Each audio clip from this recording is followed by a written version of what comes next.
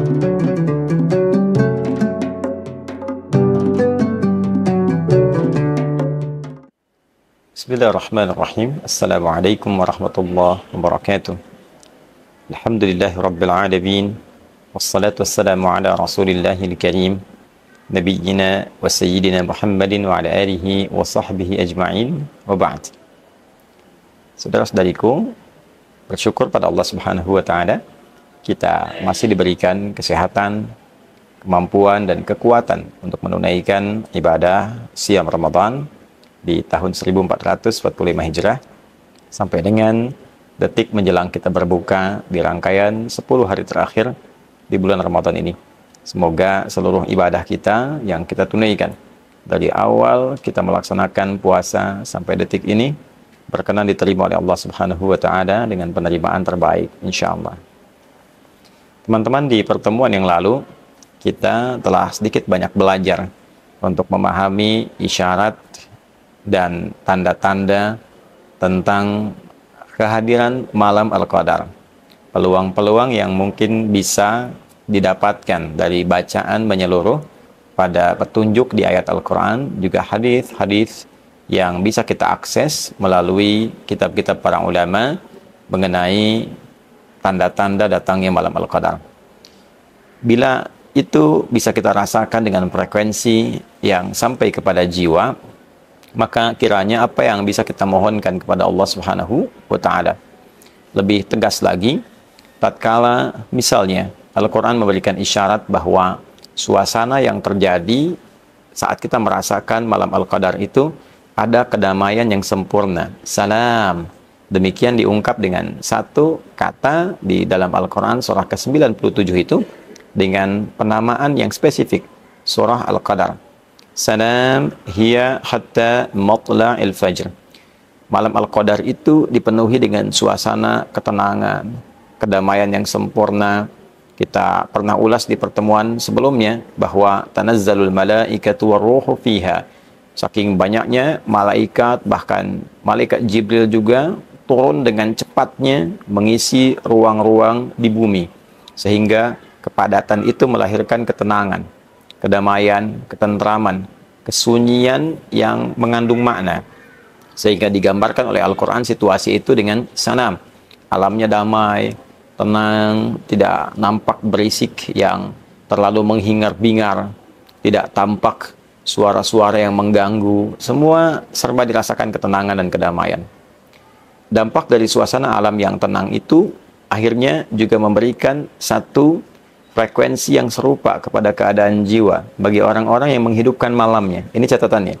Bagi orang-orang yang terbangun, terjaga untuk menghidupkan malam, yang mengaji, yang sholat, yang berusaha meningkatkan ibadah dengan zikir, istighfar, taubat, maka frekuensi yang terjadi di alam itu secara fisika juga bisa kita dekati dengan pendekatan formulasi itu, merambah ke dalam relung sanubari kita untuk merasakan frekuensi yang sama. Bila tidak keliru dalam teori fisika, ketika kita memiliki satu rasa dengan frekuensi gelombang tertentu, maka alam pun membaca itu sehingga terasa akan ada penyatuan. Ya, dan itu bisa berdampak juga terbawa ke suasana sekitaran ya. Ya, saat seseorang merasakan kantuk ketika berkumpul dengan beberapa orang dan memiliki gelombang yang serupa akan menyebar, boleh jadi juga yang lain akan menguap begitu seterusnya. Ya, dan ini yang memberikan kesan kepada kita bahwa suasana tenang di alam ini dan seseorang mengisi dengan meningkatkan amal solehnya di malam-malam itu, maka terjadi kesamaan frekuensi. Kesamaan frekuensi inilah yang memberikan kedamaian kepada jiwa. Kok beda rasanya dengan malam-malam lainnya? Lebih tenang, lebih damai, lebih enak ke hatinya, lebih melapangkan kepada jiwanya.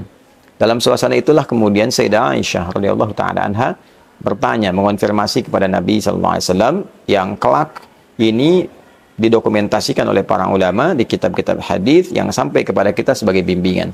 Sayyidah Aisyah radhiyallahu ta'ala anha bertanya pada Rasulullah SAW, atau kama qalat, ya Rasulullah, ara'aita in alimtu ayya lailatul qadri ma aqulu fiha. Duhai Rasulullah SAW, saya sering memberikan satu penjelasan bahwa bila ada sapaan dengan menggunakan gelar pembawa misi Rasulullah ini memberikan kesan bahwa apa yang dimintakan berupa fatwa itu diharapkan bukan hanya bermanfaat sebagai pribadi, tapi memang menjadi satu inti dari misi kerasulan yang harus diketahui oleh umat sehingga semua mendapatkan faidahnya, semua mendapatkan manfaatnya. Itulah diantara ciri kejeniusan Sayyidah Aisyah radhiyallahu taala anha, dapat menempatkan mana persoalan pribadi sehingga bisa bertanya, mengkonfirmasi sebagai seorang suami, mana sesuatu yang bermanfaat secara luas sehingga dengan itu ditujukan bagi siapapun yang ingin meraih manfaatnya bisa merasakan apa yang diharapkan itu. Ya Rasulullah, wahai Rasulullah, ara'aita, bagaimana pendapat Anda, bagaimana petunjukmu, in alimtu ayya lailatul qadri, jika aku merasakan pengetahuan, merasakan frekuensi gelombang yang mendekati berbagai macam petunjuk tentang Lailatul Qadar itu. Kalau bahasa singkatnya, jika saya sudah mendapati, mengetahui ini malam Al-Qadar, ini berdasarkan petunjuk, ini suasana yang digambarkan itu, ma'aqulu fiha, apa yang harus aku katakan? Aku harus baca apa? Berdoa apa? Meminta apa? Karena setiap doa yang baik-baik mustajab. Setiap doa yang mulia itu dikabul. Setiap istighfar, permohonan ampunan, diturunkan ampunan. Setiap amal ibadah dilipat gandakan. Sayyidah Aisyah meminta petunjuk pada Rasulullah agar diajarkan kalimat yang terbaik yang dibacakan di malam itu. Maka Nabi SAW segera menjawab, faquli au quli au kama qala Rasulullah SAW, katakanlah jika engkau merasakan gelombang itu, frekuensi itu, dan mengetahui dengan perasaan mendalam tentang hadirnya malam Al-Qadar itu, katakanlah, Allahumma innaka afuwun karim tuhibbul afwa fa'fu anni. Allahumma innaka afuwun, di riwayat lain, tuhibbul afwa fa'fu anni. Allahumma, duhai Allah. Allahumma itu gabungan antara ya dengan Allah. Ya Allah. Namun menjadi Allahumma untuk menunjukkan kesan menunduk, kesan sifat tawadu, kesan menghamba. Jadi kalau kita katakan dalam kalimat biasa, ya Allah, itu umum.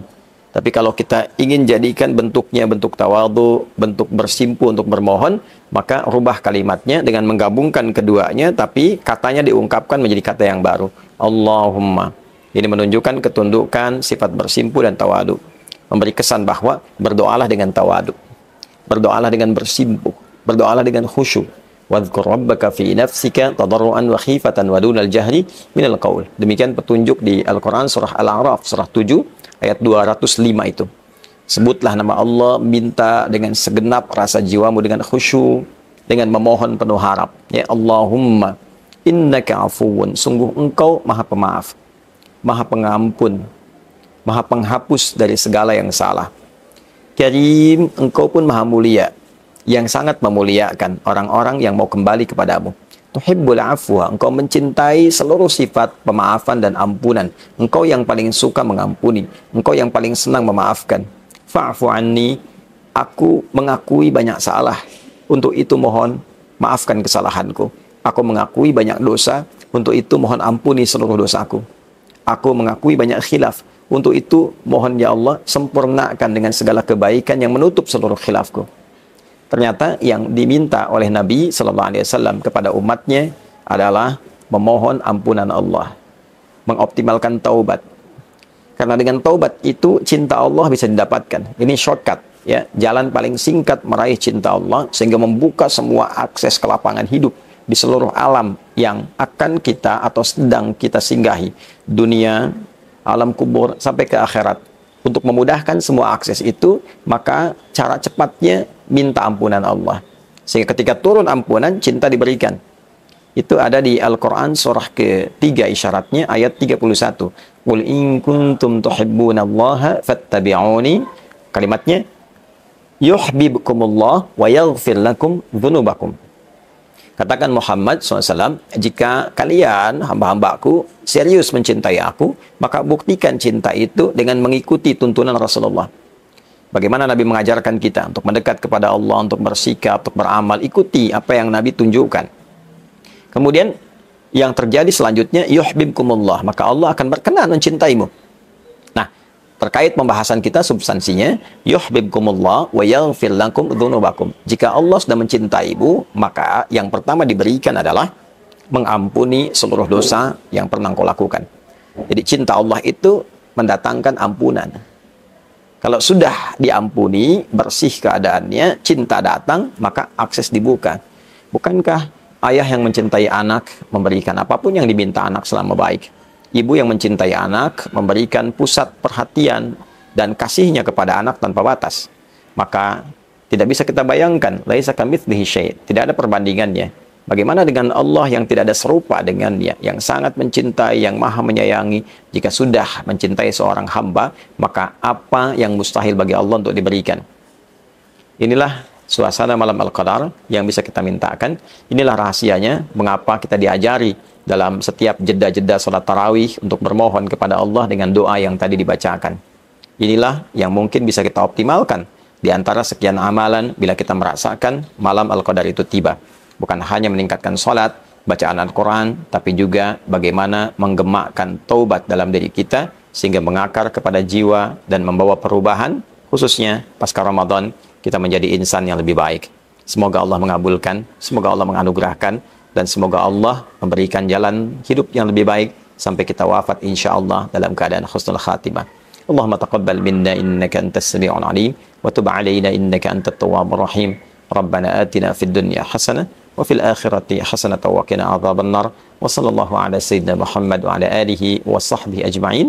Wa akhiru da'wana alhamdulillahi rabbil alamin. Hadi hidayat Mira. Assalamualaikum warahmatullahi wabarakatuh.